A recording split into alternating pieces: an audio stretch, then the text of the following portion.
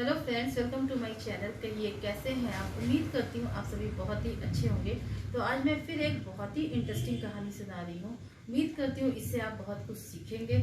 ये कहानी मुझे बहुत अच्छी लगी। उम्मीद करती हूँ ये कहानी आपको भी बहुत अच्छी लगेगी। तो आइए कहानी सुनते हैं और ये कहानी आपको कैसी लगी बताइए। तो ये कहानी है बहुत पुराने समय की।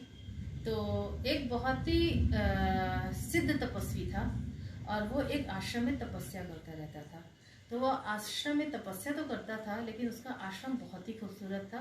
बहुत खूबसूरत से पेड़ पौधे थे, बहुत सारे फूलों की वैरायटी वहाँ पे थी, बहुत खूबसूरत सी पास में नदी बहती थी और उसका जंगल में भी आश्रम बहुत ही खूबसूरत लगता था। जब भी कोई दूर से भी निकलता था तो जितने भी फूलों की महक आती थी, पेड़ पत्तियाँ बहुत ही खूबसूरत लगती थी। तो जंगल में भी उसका आश्रम बहुत ही खूबसूरत लगता था।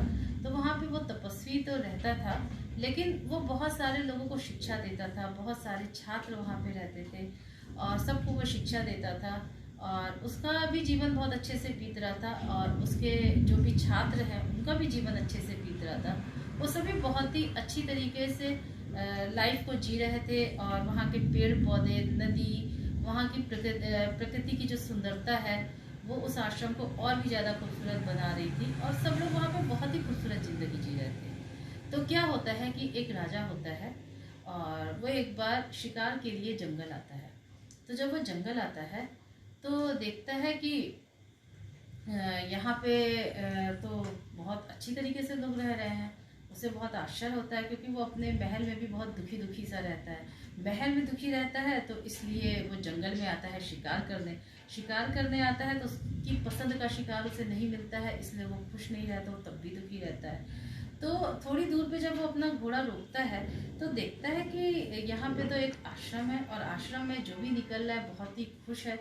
तो सोचता लोग इतने खुश कैसे रह सकते हैं, मैं कितना दुखी हूँ, मैं तो राजा हूँ, मेरे पास कितनी सारी महल है, कितनी सारी जगह है, मैं खुश नहीं हूँ, तो ये आश्रम में रहने वाले लोग इतने ज़्यादा खुश कैसे हैं। तो सोचता आश्रम में चल के पता करना चाहिए। वो आश्रम में गया तो वहाँ पे उसने जब छात्र वगैरह वहाँ के आए और बोला कि महाराज आप पानी पियेंगे या फिर कुछ लेंगे, तो उसने कहा नहीं, मुझे सबसे पहले तुम्हारे गुरु से मिलना है, मुझे अपने गुरु से मिलवाओ। तो वो जो छात्र थे अपने गुरु से बोले कि महाराज कोई महाराज आपसे मिलना चाहते हैं, राजा साहब आपसे मिलना चाहते हैं। तो उनके गुरु ने कहा ठीक है, मैं भी पहुँचता हूँ, तुम उनको आराम से बैठाओ, पानी दो और फल वगैरह दो, मैं पहुँचता हूँ। तो जो उनके छात्र थे उन्होंने पानी फल वगैरह राजा को दिया और राजा से कहा कि आप आराम करिए और अभी मेरे गुरुजी आ रहे हैं। तो जब गुरुजी आए तो गुरुजी बहुत खुश लग रहे थे। उन्होंने गुरुजी से कहा कि गुरुजी आप बहुत खुश लग रहे हैं। तो गुरुजी ने कहा हाँ मैं बहुत खुश हूँ, मैं अपने परिवार के साथ यहाँ रहता हूँ और मैं यहाँ के जो आसपास के बच्चे हैं उनको शिक्षा देता हूँ, मुझे ज़िंदगी बहुत ही खूबसूरत लगती है।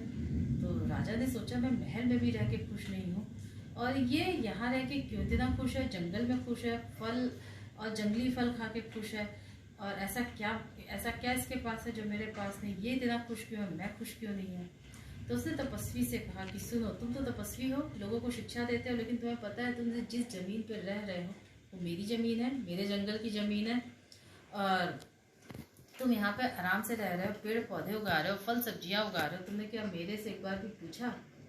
तो उसने कहा महाराज यहाँ पे पहले मेरे पिताजी रहते थे, उसके बाद मैं यहाँ रहने लगा, मेरे दिमाग में कभी ये प्रश्न आया ही नहीं कि मुझे यहाँ पे पूछना चाहिए, क्योंकि ये तो जंगल है, प्रकृति तो सबकी होती है, नदी तो सबकी होती है, नदी का हम लोग पानी लेते थे, सिंचाई में उसको उस पानी को लगाते थे और पेड़ पौधे उगाते थे। तो हमें तो नहीं पता था कि हमें किसी राजा से पूछना है, लेकिन अगर पूछना था तो आज मैं आपसे पूछ लेता हूँ कि क्या मैं अपने छात्रों के साथ, अपने परिवार के साथ यहाँ रह सकता हूँ। तो उसने कहा देखो ये मेरी ज़मीन है और तुम्हें मुझसे पूछना जरूर चाहिए था, और तुम इतने आराम से इतने अच्छी तरीके से यहाँ पे रह रहे हो और तुमने मुझसे पूछा नहीं। तो उसने कहा कि माफ़ कीजिएगा राजा जी, मुझे आपसे पूछना चाहिए था। तो लेकिन अब मैं रह रहा हूँ यहाँ पे, मेरे बहुत सारे छात्र यहाँ पे रह रहे हैं, मेरा परिवार यहाँ पे रह रहा है और मैं चाहता हूँ कि आप हम लोगों को रहने दीजिए। तो उसने कहा कि मैं इतना ज़्यादा परेशान रहता हूँ महल में रह के और तुम यहाँ शांति से रह रहे हो और मैं क्यों नहीं इतना खुश हूँ। तो उसने कहा कि देखिए महाराज, आपके ही राज्य में इतना सुंदर जंगल है, आपको पता नहीं था। और आज मैंने इतना समय अपने परिवार के साथ बिता दिया, अपने छात्रों के साथ यहाँ पे समय बिताया और मैंने यहाँ का एक एक पल जिया। तो महाराज, ये जरूरी नहीं है कि आपको अगर खुश रहना है तो आपके पास राजमहल हो, बहुत सारी संपत्ति हो, बहुत सारे पैसे हो, बहुत सारे कपड़े हो और तरह तरह के खाने हो। खुश रहने के लिए हमें खुश रहना आना चाहिए। राजा ने गुरुजी से पूछा कि मैं खुश क्यों नहीं हूँ, मेरे पास राजमहल है, कीमती वस्त्र है, सोना चांदी है, बहुत सारे जमीन जायदाद है, बहुत सारे महल है, तो आप बताइए मैं खुश क्यों नहीं हूँ। गुरुजी ने जवाब दिया कि देखिए महाराज, खुश रहने के लिए सोना चांदी या राजमहल की जरूरत नहीं होती है। खुश रहने के लिए सिर्फ नजरिए की जरूरत होती है। मैं इस जंगल में रह के जंगली फल और सब्जी खाकर, नदी का पानी पीकर और इस आश्रम में रह के बहुत ज़्यादा खुश हूँ। मैं अपने परिवार के साथ बहुत खुश हूँ, यहाँ के छात्रों के साथ बहुत खुश हूँ। लेकिन अगर आप राजमहल में रह के नहीं खुश हैं तो इसके लिए आपको अपना नज़रिया बदलना पड़ेगा। आप देखिए ना कि आपके ही राजमहल में और आपके ही राज्य में इतना खूबसूरत जंगल है, लेकिन आपको उसके बारे में पता नहीं। उस जंगल में इतना खूबसूरत आश्रम है और आपको उसके बारे में पता नहीं है। इसी आश्रम में मैं इतने साल रह लिया, लेकिन मुझे आज तक आप यहाँ कभी मुझसे मिलने नहीं आए, मैंने आपको नहीं देखा, क्योंकि आपको पता ही नहीं था कि इतना सुंदर सा आश्रम आपके ही राज्य में है। तो राजा जी, बहुत ज़रूरी होता है कि हमारे पास क्या अच्छा है उसका हमें पता होना चाहिए।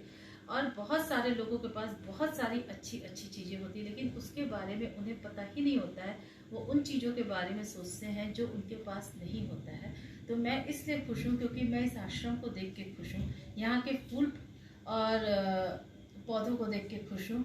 और आप इसलिए दुखी हैं कि आपके पास राजमहल या बाकी सब चीज़ें हैं, उसको देख के आप खुश नहीं हैं। आप उन चीज़ों के लिए दुखी हैं जो कि आपके पास है ही नहीं। तो महाराज, मैं ये कहना चाहूँगा कि आपके पास जो हो आप उसमें अपने परिवार के साथ खुश रहिए। आप देखिए, आपको सब जगह खुशियाँ दिखेंगी। और मैं इस आश्रम में खुश हूँ तो मुझे इस आश्रम में रहने दीजिए। आप एक बार देखिए, जब आप दूसरों को खुशी देंगे तो आपको ज़्यादा खुशी मिलेगी। उसकी बात से राजा बहुत खुश हुए और राजा ने कहा कि गुरुजी, आज आपने मुझे बहुत ही अच्छा ज्ञान दिया। मैं सब कुछ होने के बाद भी खुश नहीं था, लेकिन आज मुझे खुश रहने का तरीका आ गया। आप अपने आश्रम में खुश रहिए और मैं अपने राजमहल में जा रहा हूँ, अपने परिवार के साथ खुश रहूँगा। आज से मैं सोचूंगा कि जो मेरे पास है मुझे उसमें खुश रहना चाहिए। और आपकी ये सीख मैं ज़िंदगी भर याद रखूँगा और हमेशा खुश रहने की कोशिश करूँगा। इस तरह से राजा वहाँ से आ गए और ये सोचा उन्होंने कि अब वो अपने परिवार के साथ खुश रहने की कोशिश करेंगे और खुश रहेंगे। तो इस कहानी से आपने क्या सीखा, जरूर बताइएगा। अगर ये कहानी आपको अच्छी लगती है तो जरूर बताइएगा। इस कहानी से मैंने तो बहुत कुछ सीखा, तो आपने भी कुछ नया सीखा तो जरूर बताइएगा। और ये जरूर लिख के बताइएगा कि आपको इस कहानी को सुनने में कैसा लगा, इस कहानी से आपने सीखा क्या। मुझे ये कहानी बहुत अच्छी लगी, आपको ये कहानी कैसी लगी ये जरूर बताइएगा।